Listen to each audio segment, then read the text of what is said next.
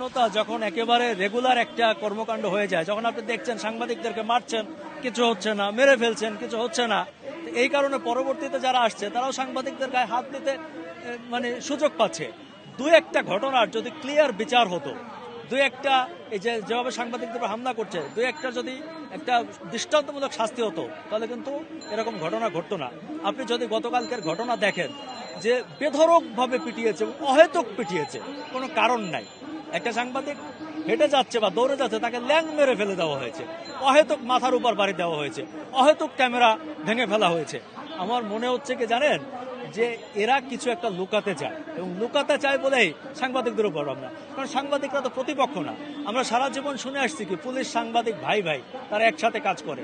আচ্ছা, যদি ভাই ভাই হয় তাহলে কেন পুলিশ সাংবাদিকদের উপর হামলা করলো? জুনিয়র কিছু ছেলে, কিছু পুলিশ হামলা করেছে। আপনি যদি এদের আচার আচরণ দেখেন, আমার অবাক লাগে। একটা সুশৃঙ্খল বাহিনী, পুলিশকে বলা হয় ডিসিপ্লিন বাহিনী, তাদের ট্রেনিং করানো হয়। তারা ট্রেনিংয়ে কি শিখেছে? তাদের যদি মুখের ভাষা শোনেন, তাদের যদি বডি ল্যাঙ্গুয়েজ দেখেন, তাহলে মনে হয় না যে এরা ন্যূনতম কোনো ট্রেনিং করেছে। আমার প্রশ্ন জাগে যে এদেরকে নিয়োগ দিছে কারা? এরা পুলিশ হয় কিভাবে? পুলিশের ন্যূনতম আদর্শ তো এদের মধ্যে নাই, তাহলে এরা পুলিশ হয় কিভাবে? আমি চাই যে প্রশাসনের পক্ষ থেকে এদের ব্যাপারে পদক্ষেপ নিয়োগ।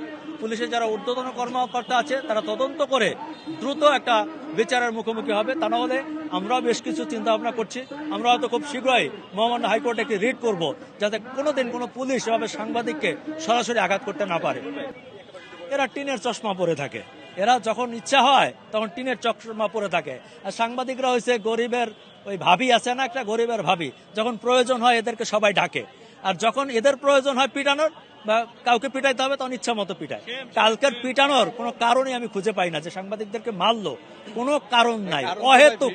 স্বাভাবিক, ধরেন একজন সিনিয়র যখন জুনিয়রকে প্রশ্রয় দেয় বেয়াদবি করার, তখন তারা তো বেয়াদবি করবেই।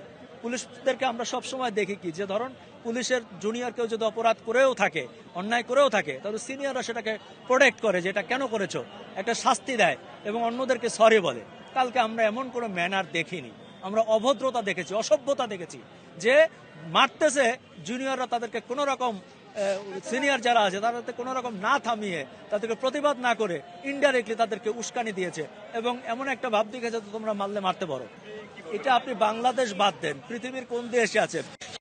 বড় বেশ কয়েকটা দেশে আপনি জানেন যে এখন যুদ্ধ চলতেছে, কোন যুদ্ধক্ষেত্রে কি আপনি দেখেছেন যে সাংবাদিকরা এভাবে সামনাসামনি মারে? হ্যাঁ, যুদ্ধে যখন বোম মিসাইল ফেলে তখন সাংবাদিকের গায়ে যাতে না পড়ে ওটা হিসাব করে মারে। আর বাংলাদেশে সাংবাদিকরা মারতেছে, মানে কতটা দুঃখজনক, কতটা লজ্জা।